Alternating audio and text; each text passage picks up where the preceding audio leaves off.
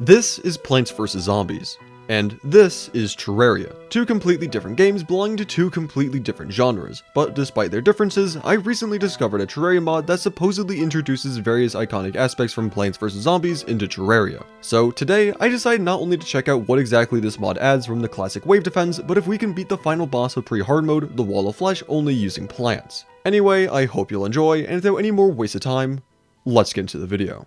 Upon joining our world for the very first time, I honestly had no idea what to do. Normally when I start a challenge, I already have a relative idea as to which steps I need to take in order to progress through the world. However, since this was my first time ever playing this mod, I had no idea what was even added in the first place, what weapons we'd have access to, how to get them, or if they were even possible to acquire pre-boss. Oh, and to make things even worse, the guide had seemingly gotten a lobotomy prior to us joining the world. What's her name? Jake? Go, Jake, go! I believe in you. Protect it. Okay, never mind. Oh, wait. He might be pulling this off. Just don't attack that green slime. No matter what you do, do not... Okay, you attack the green slime. What? It's going away. It was going away from you, Jake. You should... Why didn't you go for the green slime? This guy's actually throwing. Wanting to get away from Jake before he ended up killing the both of us, I headed over to the left in the search of finding some plants. And while I didn't find the plants I was looking for, I decided to collect some cactus while in the desert to make some early game armor, which I totally managed to do without dying a single time. However, with the sun already somehow long below the horizon, and since we still didn't have an actual weapon yet, I decided to spend the night inside my wooden shack where I surely wouldn't have to worry about any of the outside horrors. Okay, now Jake, whatever you do, Jake, do not open this door. You idiot, Jake. You idiot! Jake, why? I thought you were better than this, Jake. Why? Despite promising to be there like a good neighbor, Jake was seemingly hellbent on killing us, letting the zombies into the house multiple times, which honestly is quite ironic given the mod that's currently active, but regardless, considering that staying inside the house was just as dangerous as being outside, I figured I might as well be productive and do some more exploring. And by exploring, I mean mining, and by mining, I mean dying to a random black slime that jumped down my elevator. I love this game. Having been involuntarily sent back to spawn, I decided to take the time to not only make myself a tool room, but to also make some additional NPC housing, where, finally, after an entire hour of not seeing a single Plants vs. Zombies reference, this happened. Dave wait. Crazy Dave! What's good, my man? Wait, what did you say? Zombie lure can be placed. Right-click to summon a zombie wave. Gardener shovel can be used to remove your place sentries or plants. Pea shooter seed packet, 20 botanic damage, uses 100 sun. Sunflower seed uses 50 sun. Walnut and potato mine. I want to buy sunflower. Oh wait, hold up. We have 50 sun up there. Okay, I don't know how we have 50 sun, but sure, I guess. And I guess I'll go for a pea shooter as well. And with that, we finally managed to get our hands on our first weapon of the run, the pea shooter. Now, what I find to be really cool about these new plants is that instead of using mana like any other sentry in Terraria, they use the same sun mechanic found in Plants vs. Zombies. And to get the sun, you can either place down sunflowers with the initial 50 sun you start off with, or you can even get sun to randomly generate during the day, something I had yet to come across until now, since sun can only generate if you have a plant packet in your inventory. Another interesting fact I noticed fairly early on is that these plants don't deal any of your standard damage, like melee, range, magic, or summon, but rather they deal botanic damage. And while I couldn't find any armor or accessories throughout this run that buff this class damage, this honestly gives me hopes that there may be plans for future expansions of this mod later on. But anyway, now that we have ourselves a weapon, along with a rough sketch of a sun farm to fund our garden guardians, all we need now before we fight our first boss, the Eye of Cthulhu, is a bit more health, some better accessories, along with upgrading our armor. So I returned to the caves to do just that, mining a ton of platinum, collecting life crystals, and looting a bunch of chests, getting ourselves a ton of useless weapons, a couple Hermes boots, a magic mirror, and a couple other items which aren't important enough to mention. But what is important is that I rather quickly discovered that dying in this mod resets your sun to 50, something which can be extremely painful if you've collected thousands of sun, and after I died once, I kept dying again, and roughly 11 more times during this mining trip. Despite all of our temporary setbacks, I was eventually able to gather enough platinum to make a full set of armor, along with getting a rather comfortable amount of health. But before fighting the Eye, I wanted to test our new weapons using the zombie lure from Crazy Dave. I think I want to give this a go. I want to see how this works, and I'm not able to spawn in the Do I need it to be day before I use this, or how? Okay, it is now day, and it's still not. Hold up. Why isn't this working?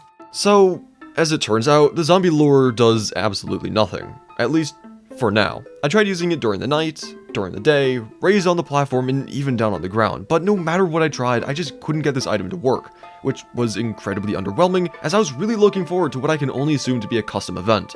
However, despite my immeasurable disappointment, we still had a concerningly large eye on our hit list, so after gathering some extra sun, I once again returned to our arena. I think it's time to fight the Eye of Cthulhu.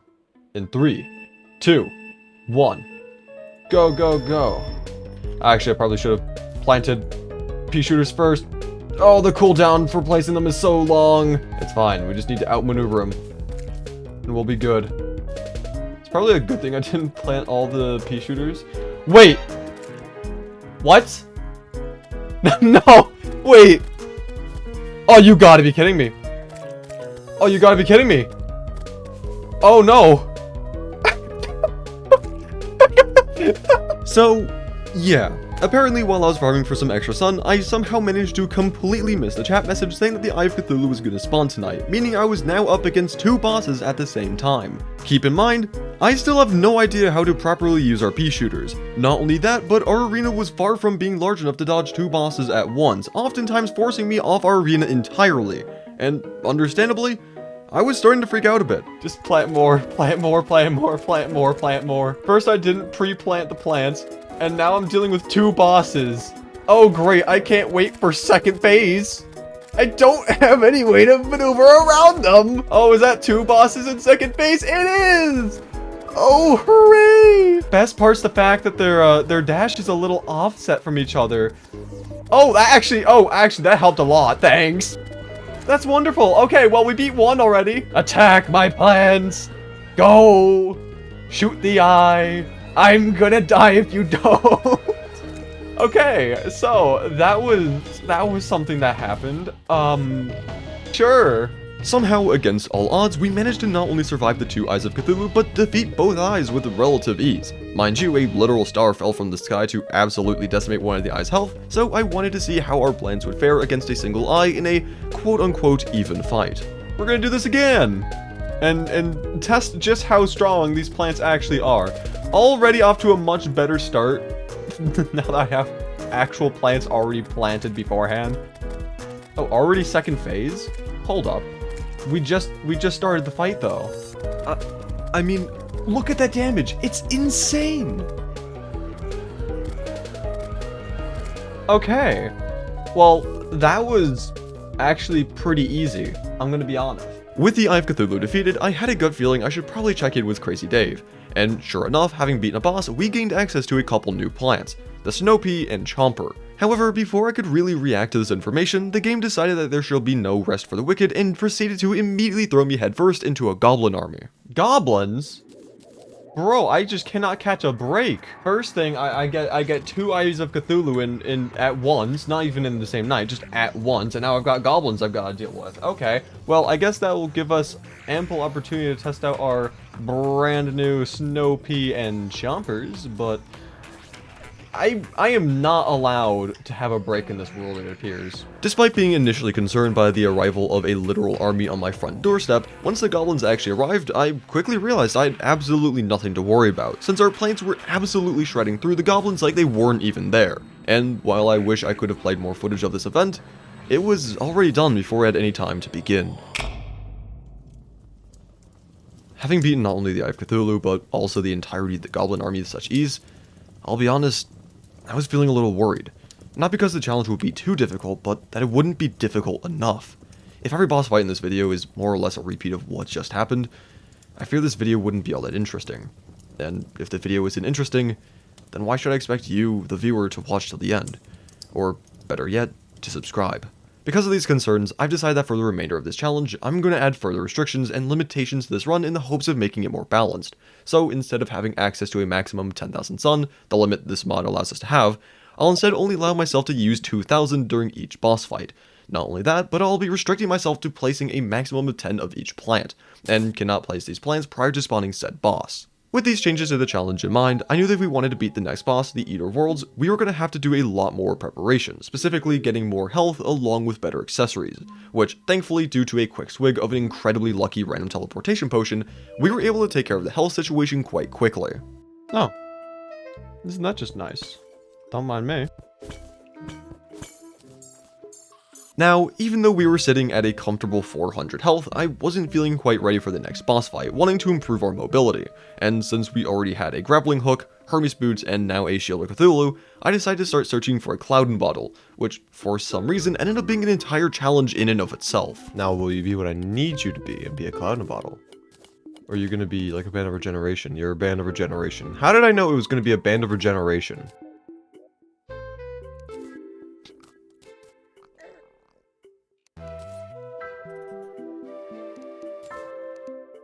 Did all three of those have maces in them? You gotta be kidding me, right? Finally, a cloud in a bottle. Let's go. Having made all the upgrades to our gear that I wanted, I headed over to the corruption to build a quick arena, and after removing all the plants I placed to protect myself while placing platforms, try saying that 5 times fast, returning back to the base to restock on sun, and heading all the way back to the corruption, I was finally ready to start the next fight. During this first Eater of Worlds attempt, because, spoilers, we had to give this fight multiple tries, we started off with a pretty rough start, immediately getting circled like we were playing a game of Slither.io, and by the time we managed to break free, we were already down to half health.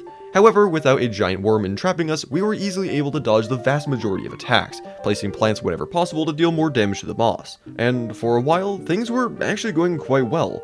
That was until the Eater of Worlds started breaking off into multiple segments, where I proceeded to get hit multiple times by either the boss itself, or by the many high damage projectiles being spat at us from unseen orifices, eventually resulting in our untimely demise. Considering we were able to get the boss down to roughly a third of its health in the first fight, I was feeling rather confident, and immediately rushed back to the corruption to give this boss a second attempt.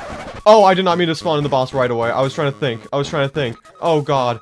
Okay, code red, we are in an immediate predicament. Okay, this is not good. Okay, we're just falling down and taking all the damage in the world. There's nothing we can do. We're fighting him here, not in our arena. There's just nothing I can do. I'm just screwed. Just actually screwed. Yeah, okay, I did not think that that bomb was gonna break the orb. This fight was a complete mess. Due to me not thinking the bomb was going to break the shadow orb quite yet, I wasn't able to get up to the surface in time. And, well, the rest is history. Considering I'd broken essentially all the shadow orbs directly below the arena, I decided to try grinding for the boss summon directly, killing a bunch of Eater souls and farming for vile mushrooms. However, without enough mushrooms to craft the worm food, I decided to sleep in order to speed time by. Oh great. The slime rain, my favorite. Well, I guess that's something. Now, I'm not going to bore you with much footage from the slime rain, as I was standing still for quite literally the vast majority of the slime grinding, and even the King Slime fight itself was extremely lackluster. However, I felt I should mention this event, since after King Slime was defeated, I opened a couple goodie bags I'd gotten during the fight, somehow managing to get the bat hook, one of the best hooks in the entire game. And with such a powerful hook, surely we could kill the Eater of Worlds now. Okay, this is not good. Before starting this fight, I genuinely thought that if I was going to beat the Eater of Worlds, it would be during this attempt, since not only did we have our new hook, which was absolutely hard carrying our mobility, but I even spawned the boss while already on the surface. However, there was a single span of 10 seconds during this fight where I got caught in the most diabolical combo of the century, going from full health all the way to essentially 0. And while this fight somehow ended up lasting for an entire 40 more seconds after my near miss, these 10 seconds single-handedly ended up throwing the entire run. As frustrated as I was about this loss, I was motivated more than ever before. The fact I was able to survive on a fraction of health for as long as I had proved that I was more than capable of beating this boss so long as I was attentive and played things safe. However, since there was no way I was going to wait for more Vile Mushrooms to spawn, I instead decided to break the final remaining Shadow Orbs, even if it meant I had to do a bit of walking to get back to our arena. During this fight, my general strategy was to specifically place down 8 snow peas along with 6 pea shooters, using not only all 2000 of our sun, but also maximizing our theoretical damage output. As for dodging the boss, I liked it to stay on the top platform for the vast majority of the fight so as to minimize my risk of taking contact damage, though every now and then I would drop down a layer to place a plant, where I often ended up getting hit in the process. Something else I occasionally utilized during this fight, although not that often as it was rather risky, was to use my Shield of Cthulhu to dash into the Vile Spit, taking full advantage of our dashes immunity frames to get ourselves ourselves out of sticky situations. But finally, after a total of 4 excruciating attempts, along with having to wait the longest 20 seconds of my life for the boss to get hit a single time, the Eater Worlds was finally defeated. And while beating the Eater Worlds was unnecessarily difficult for seemingly no reason, thankfully the same can't be said about subscribing to the channel. It's free, only takes a second of your time, and it helps the channel out a ton. But, of course, make sure to only subscribe if you actually enjoy this kind of content. I make all sorts of Terraria videos, including tons of challenge runs, so if you like this video but are unsure if you want to subscribe yet, I encourage you to watch another video after this one to see if I'm truly deserving of your support. Oh, yeah, I also have a community Discord server, which I'll link in the description of the video for anyone interested in joining, but I'm assuming you're getting rather bored of all this self-promotion, so let's get back into the video. With the Eater Worlds defeated, we were finally able to craft ourselves shadow armor along with a nightmare pickaxe, and while our new armor actually decreases our defense by 1, it greatly increases our mobility, something which should hopefully go a long way during our next fight. Speaking of our next fight, I decide to immediately head back to the right of the world, not for the corruption, but rather the dungeon, where I quickly made an arena with so many safety violations that legend has it that for every platform placed, you can hear the faint screams of an ocean specter as their manual bursts into flames. But anyway, with night quickly approaching, along with having complete and total confidence in this fight, I went ahead and summoned Skeletron, only to get completely obliterated. Now, to be fair, I didn't actually do all too poorly during this fight, since just like the Eater World attempts, I managed to get extremely low rather early on, but managed to survive for an entire minute after my brush-in with death, all the while being essentially a one-hit the entire time. I mean, look at some of these dodges. Had I not gotten hit nearly as much as I did in the first half of the fight, we would have had a solid chance of beating this boss on our first attempt. However, since we did not in fact successfully kill Skeletron during this first fight, I decided it would be a good idea to once again upgrade our gear, not only stumbling across the Goblin Stinkerer in record time, allowing us to craft both Spectre boots along with Tiger climbing gear, but since I'd completely forgotten to check Crazy Dave after being the Eater Worlds, I decided to do just that, where we were greeted not only by the Repeater but also the Cherry Bomb, which I then proceeded to test against the Eye of Cthulhu for totally scientific reasons, and not just because I wanted to watch this boss get absolutely shredded by a small handful of legumes. With the eye successfully and sufficiently disposed of, I once again returned to the dungeon to formally request a rematch against Skeletron, and with the old man completely oblivious to the sheer power of our new plants, rather foolishly agreed to fight us. Having not only crafted ourselves Spectre boots, but drinking a Featherfall potion prior to spawning Skeletron, we were able to loop around this boss with complete ease, dodging his attacks left and right. And while we did admittedly get hit a small handful of times, by the time Skeletron's hands came crumbling down, we were still essentially at full health. As for the plants I ended up using for this fight, I understandably decided to go all in on planting repeaters, not only using all 2,000 of my sun to plant 10 of our most violent vegetations, but placing them in a nice straight line to deal maximum damage during Skeletron's spin phase. And while this layout was made to capitalize specifically during said spin attack, it was surprisingly powerful even outside of it. With such a promising start to the fight, along with my ego growing by the second, I started to feel like I was unstoppable. However, just like Icarus with his wax wings, I ended up flying a little too close to the sun. That is, if my wings were Spectre boots and the sun was a massive spinning skull trying to kill me. However, unlike Icarus, I somehow managed to survive my ego, and soon enough, Skeletron was simply no more, leaving just the wall of flesh standing between us and completing this challenge. Ever since our first fight with the Eye of Cthulhu, I made a promise. In the name of making this challenge more balanced, I would, for the rest of the playthrough, limit myself to a maximum of 2,000 sun during each boss fight, and up until now, we've managed to do just that, beating King Slime, Eater of Worlds, along with Skeletron with these extra limitations. However, as we were preparing for the final fight of this challenge, the Wall of Flesh, I knew that we would have to make an exception to these rules. Unlike any of the other bosses, not only in this challenge, but throughout Terraria as a whole, the Wall of Flesh does not dictate its positioning relative to the player, but rather acts as an auto-scroller, meaning that any plant we place will likely only manage a couple hits on the boss before it becomes completely obsolete, and even if we use our cheaper plants such as the pea shooter, we'd only be able to plant 20 of them before our sun reserves were completely depleted. Thus, for this fight, and this fight only, I've decided to allow myself the full force of the 10,000 sun cap. However, before we go and fight the Wall of Flesh, there are several things we still need to do, with the first thing on my bucket list being to upgrade our gear one last time. And while beating Skeletron unfortunately did not unlock any new plants at Crazy Dave's shop, we were still able to mine a bunch of hellstone and obsidian in order to craft ourselves a full set of molten armor. However, since I didn't feel that 45 defense would be enough to realistically survive this fight, and without any proper money farms to fund our incredibly expensive endeavors, I returned to the dungeon in the hopes of finding a shadow key. And somehow I not only managed to get a gold key after breaking my first pot, but managed to get a shadow key from the very first gold chest, meaning I was in and out of the dungeon in a solid 20 seconds. With the shadow key in our possession, I headed back down to hell in order to loot as many shadow chests as I could, selling our newly acquired items for a fat stack of cash. which I then immediately spend in order to not only squeeze out an extra 5 defense from reforging our accessories, but to buy as many planter boxes as possible in order to make our arena, since I had a gut feeling that this fight would likely require the entire length of hell for us to even stand a chance at winning. And so, after an hour and 37 minutes of building said arena, we were finally ready to fight the final boss. Well, not quite.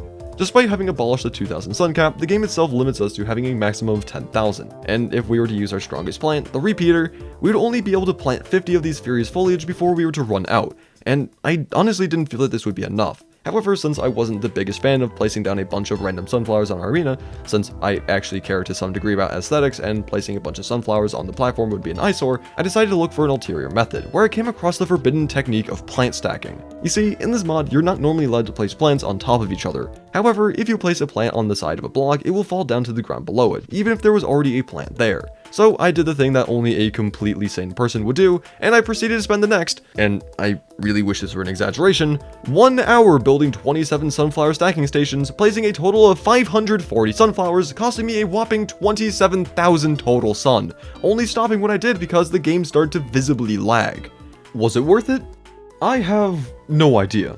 But anyway, with our army of sunflowers ready to restock our sun at any given moment, I decided to enact my revenge against Jake for all of his assassination attempts and throw a guide voodoo doll into a pit of lava, summoning the Wall of Flesh. During this fight, things were already starting off pretty rough, as I was not only struggling to place down our repeaters due to the incredibly annoying cooldown, but I was also taking on some pretty heavy damage right off the bat. However, none of these issues could compare to the devastating news I was about to receive. I mean, to be fair, we are dealing...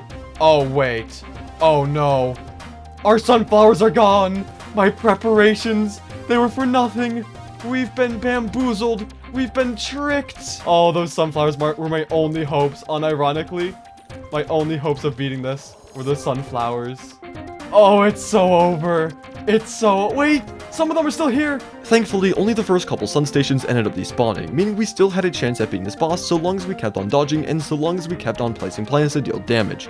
And while the wall's health was gradually decreasing, it was still only at half health at the halfway point in the arena. And considering the wall increases in speed the lower it gets, things were looking rather dire. And thanks to an incredibly unfortunate combo from the Hungry, the fight came to a premature, though not entirely unexpected end. Was this it? Is this the first challenge that I wouldn't be able to complete, failing right as the end was in sight? No. I refused. We got this far as is only using plants, and I was not about to give up.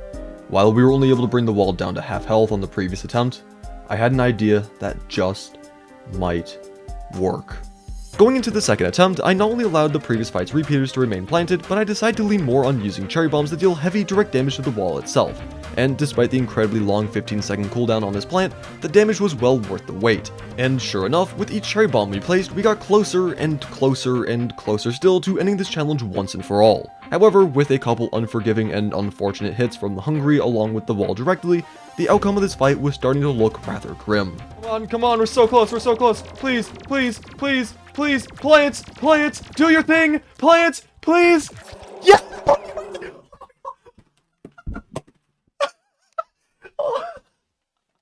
By a thread! By a thread! And with that, we just barely managed to beat the Wall of Flesh using only plants, dying on the exact same frame as the wall itself. And having completed this challenge, I feel confident in saying that I thoroughly enjoyed this mod. Yeah, there were problems here and there, such as the unintuitive requirement of having a cobweb for Crazy Dave to spawn, the broken zombie lure, and the complete imbalance of how strong the plants are throughout the game, but I had fun, and that's all that really matters. Anyway, thank you again so very much for watching, and I'll see you in the next one. Bye.